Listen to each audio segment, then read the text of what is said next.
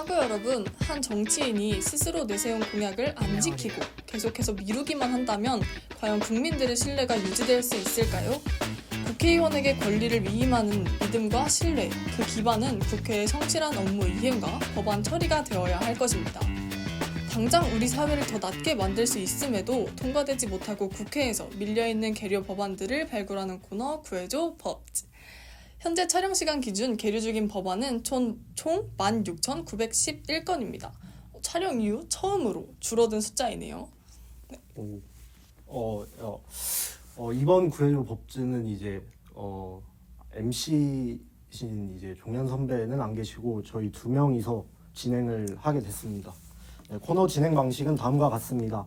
나와 계신 패널 한 분과 PD를 맡고 있는 하고 한 분이 한 팀을 이뤄 총 두 팀이 대결을 진행합니다. 수많은 계류안들 중 당장 우리 사회에 필요한 법안들을 양 팀이 하나씩 선정해 소개해 드릴 건데요. 이 영상을 보고 계신 청취자분들께서도 어떤 법안의 통과가 더 시급한지 생각해 보시길 바랍니다. 추가로 오늘 소개해 드리는 계류 법안들은 모두 국회의안 정보 시스템에서 확인할 수 있습니다. 이제 본격적으로 구해줘 법즈 시작해 보겠습니다. 먼저 그럼 장경진, 김예원 하우팀에서 진행해 주시죠.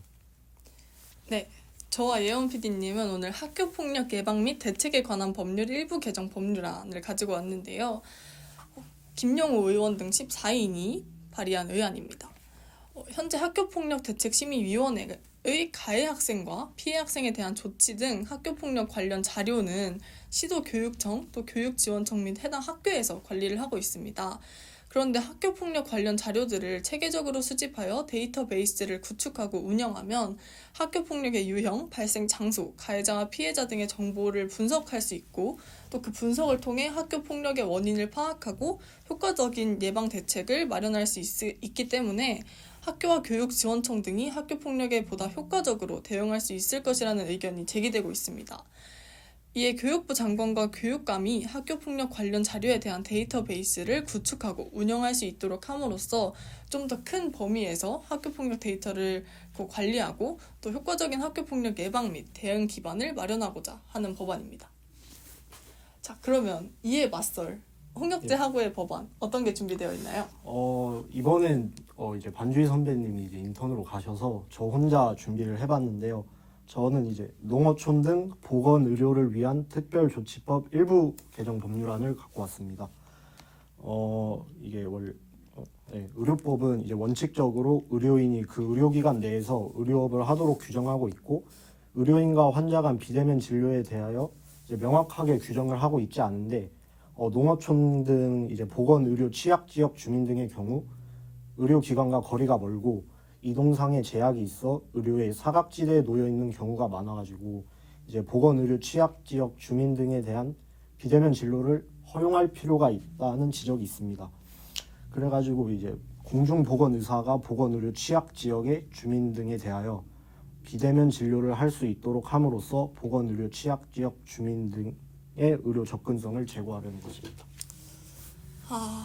사실 저는 준비된 법안을 미리 봤는데 예. 이 법안을 보고 이 법안은 왜 계류 중인지 알겠다 라는 생각을 했습니다. 왜죠?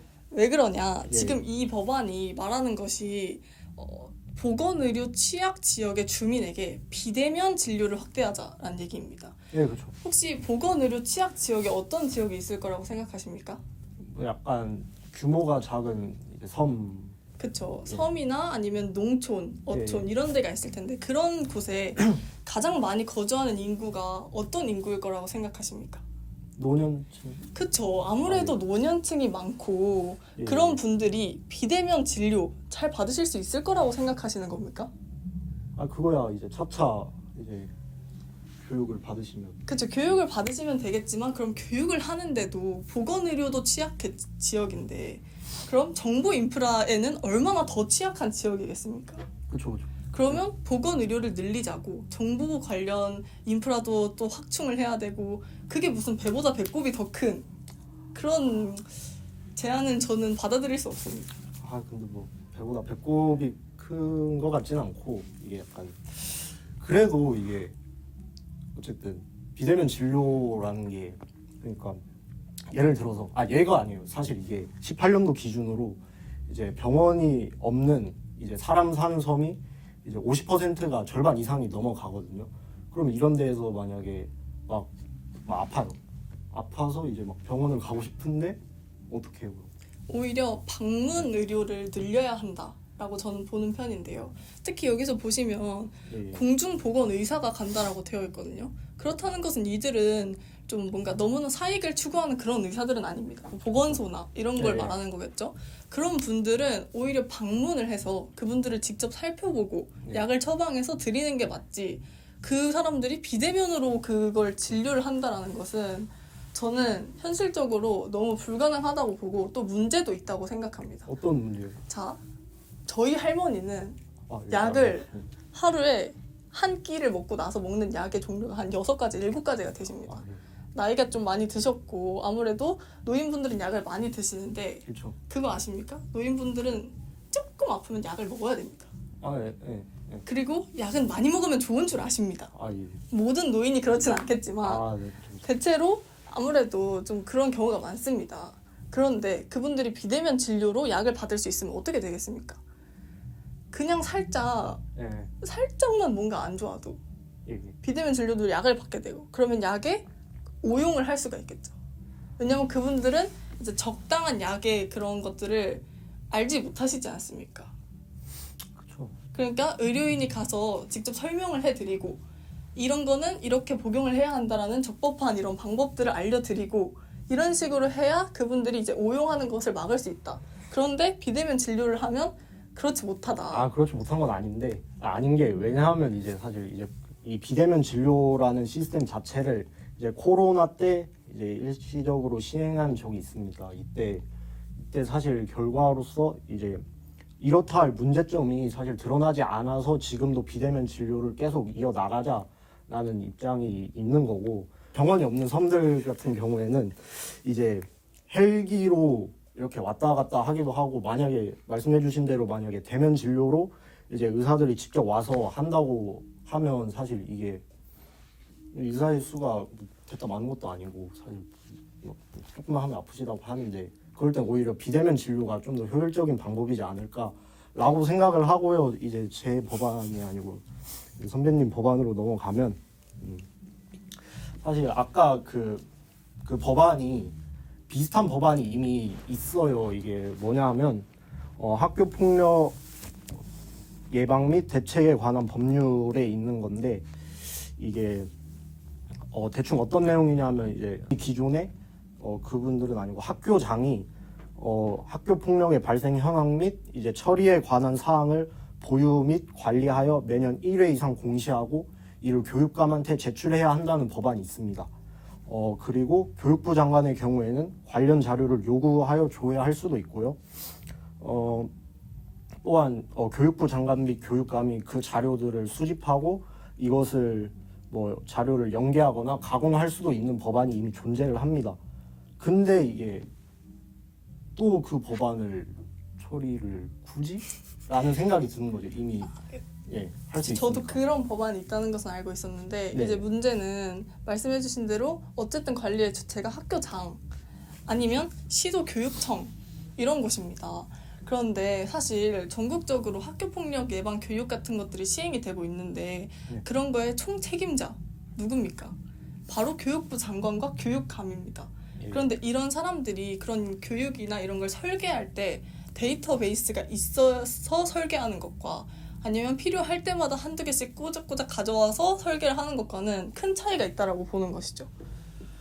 큰 차이가 있을지 사실 잘 애매하고요. 왜냐하면 사실 이게 거기 국회에서도 회의를 했을 때 이게 과연 실효성이 있을까라는 얘기가 실제로 나온 적도 있고요. 네. 근데 사실 말씀하신 것처럼 이미 자료는 수집을 하고 있지 않습니까? 그렇죠. 그 뭐 학교가 가지고 있기도 하고 교육청이 가지고 있기도 한데 그 자료들을 모으기만 하면 되는 법안입니다. 작은 노력으로 큰 결실을 맺을 수 있는 얼마나 가성비가 좋은 법안입니까? 큰 결실이라고 하기엔 이게 큰 결실일 것 같아요. 저는 굉장히 큰 결실이라고 생각합니다. 학교 폭력으로 나날이 죽어가는 아이들이 늘고 있습니다. 얼마나 고통받고 있는지 아십니까? 그쵸. 그들을 위해서 하루빨리 대책을 마련해야 하는데 그 대책을 또 효과적으로 마련해야 하지 않습니까? 네. 학교에서 학교폭력 예방 교육 받아보셨습니까? 아, 예. 그런데 그거 도움이 된다고 생각하십니까? 도움이 되는데요. 어떤 도움이 된다고 생각하시죠? 그걸 보고 이제 폭력은 나쁜 거구나. 뭐야. 폭력은 나쁜 거다라는 거를 모르고 폭력을 행사하는 사람은 거의 없다고 예. 봅니다.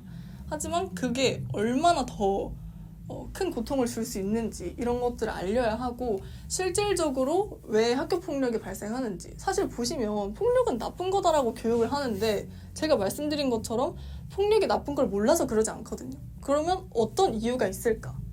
이런 것들을 실질적인 데이터를 통해서 분석을 해야 한다. 예. 그거를 교육감과 교육장관이 함으로써 좀 더 전략적인 교육을 할 수 있어야 된다. 그를 위한 데이터가 축적돼야 한다. 잘 들었습니다. 근데 이제 사실 회의록에서도 이렇게 명시가 되어 있듯이 어쨌든 사실 제가 오늘 몇 주 차죠? 9주 차. 9주차 정도 됐습니다. 9주 동안 내내 말을 하는 건데 사실 안 중요한 법안은 없는데 뭐가 더 시급하냐를 따졌을 때 이제 해당 법안의 경우에는 약간 어쨌든 이미 그 학교장이 데이터를 수집하고 있고 그거를 이제 수집한다는 거를 좀 더 넓은 범위에서 체계적으로 하신다는 건데 학교장이 이미 하는 법안이 있으니까 이미 기틀은 마련이 되었다고 볼 수 있고요. 실제로 회의록에도 명시되어 있듯이. 하지만 비대면 진료의 경우에는 이제 코로나 때 잠깐 시행이 되다가 이제 코로나가 끝나면서 이게 안 됐거든요. 근데 코로나 때 되게 좋다는 얘기도 많았고 사실 좀 더 병원이 없는 섬 같은 경우에는 효율적이지 않나라는 생각이 있기 때문에 지금 아예 기반이 없는 상태잖아요. 아예 그게 날라갔으니까. 그래서 이거를 빨리 처리해야 되지 않나 생각을 합니다. 물론 저도 이제 두 법안이 모두 필요할 수 있겠다라는 생각을 하는데요.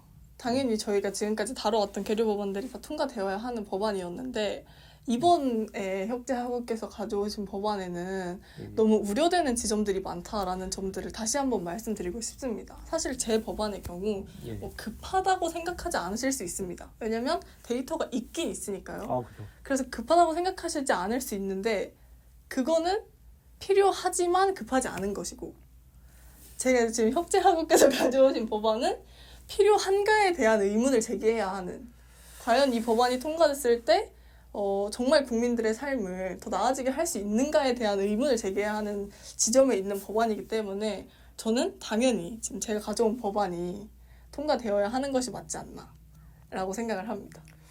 네, 그럼 이제 각자의 이제 최종 어필을 한 번씩 해봅시다. 제가부터.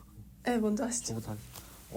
일단 잘 들으셨고요. 필요성에 관해서 저희 법안을 한번 얘기해 주셨는데 이게 코로나 때 시행된 바로서 이제 그런 취약 지역에 있던 분들에 대한 이 법안에 대한 의견도 괜찮았고 그렇기 때문에 지금도 이게 꾸준히 말이 나오고 있는 법안이라고 생각을 하고 우려되는 부분들은 이미 코로나 때 시행이 되면서 특별한 문제가 없었다라고 이미 얘기도 나왔었고 그래서 저는 이 법안이 좀 더 필요하고 시급하다고 생각을 합니다. 저는 사실 학교폭력에 대해서 학교에서 제대로 예방과 교육을 하지 못하고 있다는 생각을 평소에 많이 가지고 있었는데요. 그 문제를 해결하기 위한 법안을 지금 가지고 온 만큼 이 법안이 하루빨리 시행이 돼서 좀 더 큰 차원에서 교육부나 교육감 차원에서 좀 더 분석적으로 학교폭력에 대해 접근하고 실효성 있는 예방책, 대응책을 세울 수 있기를 바라면서 마무리하겠습니다. 네, 청취자분들께서는 이 중 통과가 더 시급하다고 생각되는 법안을 댓글로 남겨주시면 감사하겠습니다. 이것으로 이번 주 구해줘 법즈 마치도록 하겠습니다. 감사합니다. 네, 저희가 오늘 준비한 내용은 여기까지입니다. 저희는 다음 주에 더 알찬 정보와 뉴스로 찾아뵙겠습니다. 지금까지 유종현, 홍혁재, 김예원 그리고 우리의 새로운 PD님 백종아하고 저 장경진이었습니다. 감사합니다. 감사합니다.